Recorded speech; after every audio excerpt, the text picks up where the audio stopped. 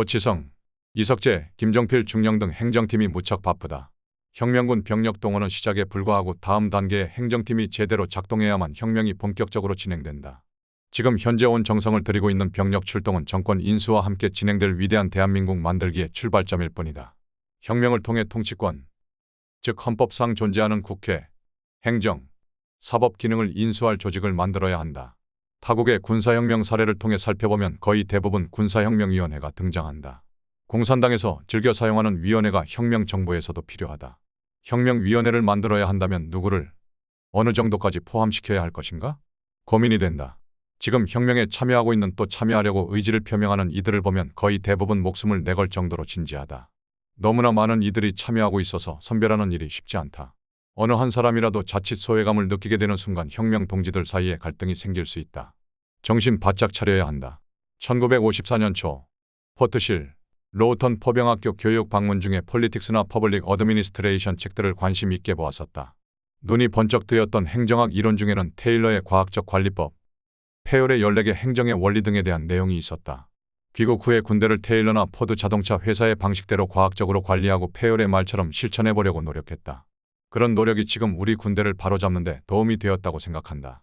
새롭게 출발하려는 혁명 정부에서는 국가 행정을 과학적, 능률적으로 해보고 싶다. 조선시대의 유교식 행정이나 일제시대의 식민지적 행정이 아닌 제대로 된 선진 행정을 해보고 싶다.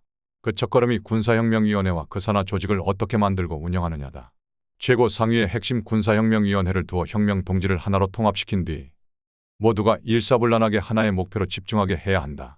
업무를 적절히 분할한 다음 그들에게 권한과 책임을 분배하여 책임있게 행정에 임하도록 한다. 분야별 행정에 가장 적합하고 능력 있는 이들을 발굴하여 사적인 고민이 없이 능동적으로 혁명 과업을 완성해 가도록 만들 것이다. 적당한 보수는 당연한 것이지만 아울러 혁명 의지나 사명감으로 분기탱천하도록 만들 것이다. 혁명 동지들이 일치단결하여 국가 발전의 대업을 추진해 가야 한다. 식민지였던 미국이 지금처럼 1등 국가로 발전할 수 있었던 것은 청교도 정신과 함께 한 실용주의 사상 덕분이다. 청교도 정신으로 정치를 순화한 뒤 국가 발전을 이끈 것은 정치가 아니라 실용적인 행정이었다. 지금의 우리도 정치가 아니라 행정이 필요하다. 빈곤 타파나 경제 발전, 공산당 세력이나 불순분자, 깡패로부터 치안과 국방 안전을 확보하는 일은 오로지 행정의 몫이다. 위원회 이론을 보면 위원회는 실질적으로 일을 하는 정책위원회와 스텝으로서 조언하는 기능만을 담당하는 자문위원회로 나눌 수 있다. 혁명위원회를 어떤 성격을 지니게 할 것인가를 먼저 생각해야 한다. 중공의 모택동이나 북조선의 김일성을 보면 형식적으로 인민위원회라는 것을 만들고 그 위에 다시 극소수 인물로 구성하는 상임위원회를 두어 통치권을 행사한다. 다른 나라의 군사혁명위원회를 봐도 대부분 극소수 실권자들이 참여한 뒤 정권을 행사한다. 5.16 군사혁명위원회도 실권을 가진 기구가 되어야 한다. 일단 가장 중심에 있는 핵심 혁명 동지를 위원으로 위촉하고 합심하여 혁명 과업을 추진해 가야 한다.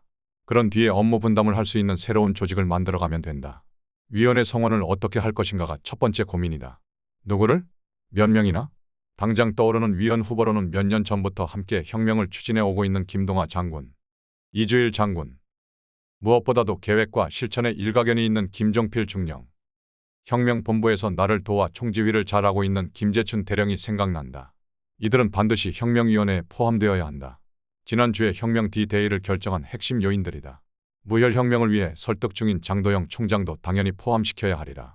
그러다 보면 실제 군 병력을 동원하는 김윤근 장군, 박치옥 대령, 문재준 대령, 최명신 장군, 본부 차원에서 몸으로 뛰는 여러 장군들, 영관급 장교들이 눈에 밟힌다. 실권을 가진 정책위원회 형태와는 달리 자문위원회 형태로 한다면 육군, 공군, 해군, 해병대 최고사령관들도 포함시켜야 할 것이다. 경우에 따라서는 민간 전문가나 덕망 있는 인사도 이름을 올려야 한다. 포함시키고 싶은 인사들 숫자가 지속적으로 늘어난다. 마음이 모질지 못한 탓에 끊어버리기가 쉽지 않다. 혁명군 동원만큼이나 위원 선별 작업도 어려운 일이다.